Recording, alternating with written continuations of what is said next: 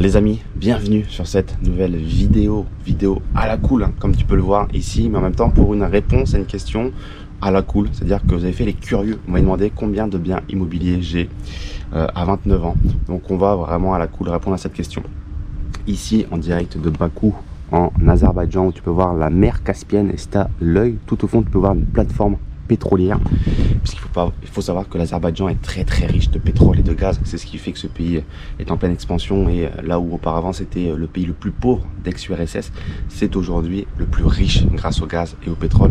Ici il n'y a plus rien de soviétique, il n'y a plus rien de l'empire russe d'auparavant, c'est très ambiance Moyen-Orient, grand mall, beaucoup d'argent, ambiance Moyen-Orient tout simplement.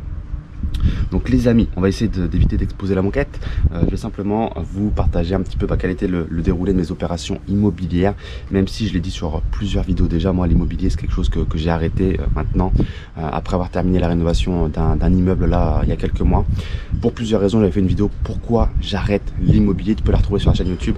Mais voilà, j'estime que ça me rattachait trop à la France et que surtout c'est peu rentable par rapport au temps qu'on y passe, aux soucis que ça représente, et qu'il y avait beaucoup plus rentable, notamment en investissant dans des entreprises, dans des actions en bourse et d'autres choses comme ça. Alors oui, vous allez me dire, il y a l'effet de levier, mais l'effet de levier malheureusement ça ne fait pas tout, également dans une stratégie et dans une vision long terme vis-à-vis de ces objectifs. Je ne vais pas vous dire précisément combien de loger, je vous laisserai faire les maths par rapport à ce que je vais vous dire dans cette vidéo là.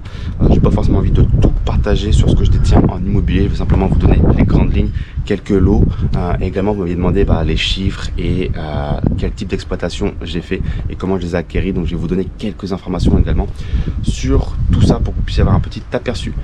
Ce qu'il faut savoir, c'est que j'ai commencé moi l'immobilier en mode sous-location. C'est-à-dire que j'ai fait une sous-location en Airbnb, je crois que c'était en 2014, ouais 2014. Donc à l'époque, il faut savoir que Airbnb c'était l'Eldorado, il y avait très peu de concurrence, on pouvait mettre des prix à la nuit qui étaient relativement élevés, à l'heure où aujourd'hui les gens ils louent pour une nuit 30 € des vues sur Hypercentre, toi, c'est devenu n'importe quoi. Donc à l'époque c'était l'Eldorado et j'ai fait vraiment beaucoup d'argent à l'époque. Je me rappelle que c'était vraiment insane, et surtout que j'étais étudiant encore, je devais avoir 20-21 ans, je me lançais tout juste dans l'investissement, c'était juste royal. Et à l'époque je me rappelle que je dégageais presque 2000 € de loyer brut sur un seul bien. Donc c'était assez fou, c'était un T3 en centre-ville de Reims et en mode sous-location. Donc ça c'était vraiment génial, ce qui m'a permis de me lancer un vrai tremplin pour coffrer tout cet argent évidemment pour prévoir le futur et réinvestir dans d'autres opérations. Donc ce qui s'est passé par la suite, c'est que étant donné que j'étais étudiant, comme je te l'ai évoqué, j'avais pas accès au crédit immobilier classique. Donc ce qui s'est passé, c'est que je suis allé voir une banque en mode prêt étudiant et j'ai fait un prêt étudiant pour refaire du Airbnb, puisque c'était l'Eldorado, j'ai encaissé énormément de cash, je me suis dit il faut que je continue à tout prix le Airbnb. Et cette fois-ci je suis allé dans une autre ville de Champagne où j'ai acheté un T2, donc c'était pas très cher à l'époque, je crois que je l'ai acheté 45 000 ou 50 000 €, j'avais dû faire 10 ou 15 000 € de travaux, et tiens-toi bien, je louais ça pour 1500 € par mois en Airbnb.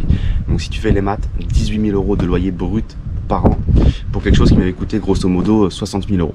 Bon, tu fais les maths, tu es à 20-25% de rentabilité, c'était juste insane. Donc là aussi on a très vite amorti ce bien là. Acheté 60 000 €, on va dire global avec les travaux, 60-65 000, je sais plus précisément. Aujourd'hui il vaudrait je pense 90 000 €. Donc le marché a pas mal augmenté également là-bas, donc c'est plutôt sympa. Ensuite, ce qui s'est passé dans la continuité de ce que je voyais, donc c'est-à-dire le Airbnb ça marche bien, j'ai pu faire un prêt étudiant, ça s'est passé auprès de la banque, je vais refaire un deuxième, donc j'ai refait un deuxième prêt étudiant pour continuer mes opérations. Mais cette fois-ci je me suis dit je vais pas faire de Airbnb, je vais faire autre chose. Alors pourquoi je l'ai pas fait en mode Airbnb encore, c'est une bonne question. J'aurais pu très bien continuer et me faire encore un max de cash, mais j'avais envie de diversifier. J'ai fait cette fois-ci du meublé étudiant, donc en plein centre-ville de Reims, j'avais un petit studio de 20 mètres carrés à peine, 19,78 mètres carrés je crois, et je l'ai loué à un étudiant. Donc cette fois-ci beaucoup moins rentable évidemment, puisque je le louais et je le loue encore aujourd'hui à 450 € par mois. Donc tu vois, on est bien loin des 1500 € ou 2000 € par mois que j'ai encaissé en Airbnb. Mais c'est une façon de diversifier, peut-être aussi de ajouter de la tranquillité à mon quotidien, parce que c'est vrai qu'à l'époque évidemment je faisais tout moi-même, Airbnb, les deux je gérais tout moi-même. Donc un coup j'étais dans une ville, un coup dans une autre.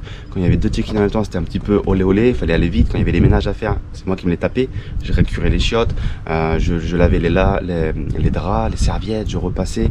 C'est vrai qu'à l'époque c'était ultra rentable, j'étais ultra content à 21 ans de pouvoir encaisser 3000 €, 3500 parfois par mois juste avec 2 biens immobiliers en Airbnb.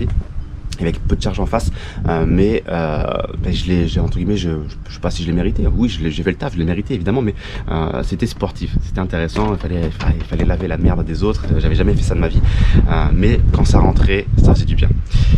Donc j'ai fait du meublé étudiant pour un étudiant. Ça fait des années maintenant, ça fait quoi? Ça fait 7-8 ans qu'il est loué comme ça en meublé étudiant, donc ça. Ensuite, ce qui s'est passé, c'est qu'on a diversifié avec des opérations de colocation, une opération de colocation.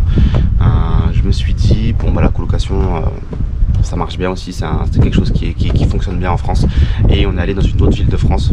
Je ne dirais pas les villes dans lesquelles j'ai investi, tout simplement parce que malheureusement il y a beaucoup trop de gens qui par la suite vont investir là où toi tu dis que tu investis sans réfléchir, et ça crée des problèmes.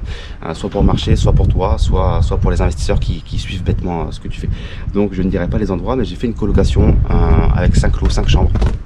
Dans le nord de la France, je peux le dire, loué 450 € la chambre, où cette fois-ci je me suis associé, c'est-à-dire que j'ai pas fait de prêt étudiant pour ça, puisque la maison je crois que je l'ai acheté un petit peu moins de 200 000 € ou 200 000 et quelques, quelque chose comme ça, peut-être 220, non, je sais plus précisément, et on loue 450 € la chambre, 5 chambres. Alors c'est pas ma meilleure opération celle-ci, dans la mesure où c'est un très beau bien. On a vraiment un très beau produit, on a des belles chambres, on a des beaux espaces. Alors c'est pas des chambres de luxe avec chacun sa salle de bain, son coin d'eau. On a plusieurs points d'eau répartis dans la maison, relativement suffisant, il n'y a aucun souci là-dessus. Mais c'est sur le taux d'occupation, on a un petit peu de mal. On n'est jamais à fond à 5 sur 5. On est toujours généralement à 4 sur 5, 3 sur 5. Le bien est rentable, il se paye, il n'y a aucun souci, il y a du cash flow. Mais là où on avait un bilan optimiste sur la base de 5 chambres louées, voire 4, finalement on est un petit peu plutôt sur 3-4. Donc c'est un peu décevant là-dessus. Donc voilà, qu'est-ce qui explique cela? Franchement, c'est une bonne question. C'est une bonne question, j'ai moi-même pas la réponse, c'est vrai que c'est assez surprenant. Si je devais peut-être donner une réponse, une raison, c'est peut-être la façon dont c'est géré. Je pense qu'il y a un souci sur la gestion, dans la mesure où c'est délégué en agence, et je suis pas certain que l'agence fasse le maximum de ses efforts pour trouver des colocataires. Pas sûr que ce soit sa grande priorité, donc voilà, c'est aussi le problème de déléguer, hein. C'est-à-dire qu'aujourd'hui, moi, étant expatrié à l'étranger et voyageant quasiment, même toute l'année, j'ai délégué la totalité de la gestion de mes biens, 95% est délégué, et c'est le souci, c'est-à-dire que c'est forcément moins bien fait que quand c'est toi qui fais les choses. Quand tu as un impact directement émotionnel ou financier sur ton bien immobilier, tu fais en sorte que ça roule au top. Quand c'est quelqu'un d'autre qui a 100, 50, 200 lots à gérer, eh bien forcément c'est potentiellement moins bien géré, ou avec un peu moins d'affect. Donc peut-être que c'est ça, je ne remettrai pas forcément toute la faute sur l'agence, mais voilà, en tout cas il se paye largement, il n'y a aucun souci là-dessus, donc il n'y a pas de stress, mais tout simplement pour dire qu'il y a des fois des opérations qui sont un petit peu moins belles, un peu moins réussies que ce qu'on imagine. L'essentiel, c'est de pas tomber sur une catastrophe, encore une fois. Le pire du pire, c'est d'avoir une catastrophe immobilière où les travaux ne se finissent jamais, où on a des impayés, où on a des dégradations. On est loin de ça, donc c'est génial. Qu'est-ce qu'on a fait d'autre? Vous vouliez savoir un petit peu quel type de location je faisais? En fait, je fais un peu tout, c'est-à-dire que j'ai touché un peu à tout, Airbnb, colocation, immeuble, maison, studio, T2, T3, parking, garage. Pour parler de parking et garage, souvent vous m'en parlez comme étant un moyen de commencer dans l'immobilier. Alors oui, on peut commencer doucement mais sûrement, mais entre acheter un parking et un garage et acheter un studio, malheureusement ça sera presque la même charge de travail, pour des résultats qui seront bien différents, puisqu'un parking ou un garage, vous allez louer ça 100 €, 80, ça dépend des villes, alors qu'un studio minimum ça sera les 400, 500 € par mois. Donc c'est quand même beaucoup plus intéressant d'aller chercher un studio. J'ai quand même un parking extérieur et un double garage intérieur. Alors pourquoi? C'était pas parce que j'ai voulu commencer doucement, moi j'ai commencé directement, comme je te l'ai dit, avec une sous-location et après un T2 que j'ai acheté. Donc j'ai directement acheté des lots d'habitation, mais en fait j'ai dû acheter ces garages dans le cadre d'une opération que j'ai réalisée, que je vais te parler juste après, où j'ai fait une création de lot et où il fallait fournir des places de parking à la ville, à l'urbanisme. Je sais pas si tu connais un petit peu tout ça, mais quand tu fais des créations de lots ou des changements de destination, où tu veux obtenir la destination d'habitation, tu dois fournir des lots à l'urbanisme de ta ville. Chaque mairie, chaque ville a ses propres règles, mais généralement ça fonctionne comme ça. Et c'est pour ça que j'avais acheté ces deux emplacements, ces deux garages de parking qui sont aujourd'hui loués, il n'y a aucun souci. Donc il y en a un qui est loué je crois à 80 et l'autre à 100 €, c'est toujours ça de prix, hein. Ça fait à peu près 2000 € de loyer en plus par mois, par an, pardon. Donc voilà, c'est cool et ça fait du patrimoine. Un parking acheté à 10 000 et l'autre à 15 000, je crois. Ouais, je te laisserai aller voir la vidéo potentiellement sur cet immeuble, puisqu'en fait ces parkings on les a achetés et on s'est rendu compte qu'il fallait pas les acheter. Donc c'est très compliqué. C'est pas parce que j'ai pas fait mon travail, que j'ai mal lu le PLU, des choses comme ça. C'est simplement que l'urbanisme et la mairie de ta ville peuvent parfois être un petit peu contradictoires. Bref, un petit peu comme toute entité du gouvernement, tu as des règles et puis tu as des à côté. C'est-à-dire que tu as des exceptions, tu as des choses qui font que tu sais même pas trop pourquoi. Au final, on m'a dit c'est bon, plus besoin de place de parking. Après que j'ai acheté ces 2 places de parking et après que le PLU me dise très clairement qu'il fallait que je fournisse des places de parking. Donc c'était un gros bazar, c'était bien marrant puisque j'ai quand même passé un sacré paquet de temps à fouiller tout mon patrimoine, mon périmètre, parce que tu sais, tu as un périmètre de 300 mètres, si j'ai pas de bêtises, autour de ton bien immobilier pour trouver des places de parking. C'était extrêmement compliqué, je te jure, j'ai harcelé, mais tout le voisinage, tous les immeubles, tous les gardiens, tous les commerces. C'était incroyable, c'est des bons souvenirs maintenant quand j'en parle, mais à l'époque, je peux te dire que c'était l'hiver, il faisait froid, il pleuvait parfois, je placardais tous les endroits, c'était assez funky. Mais bon, il fallait trouver les lots, enfin les parkings, et au final, je les ai trouvés, toi. C'était dur, mais je les ai trouvés.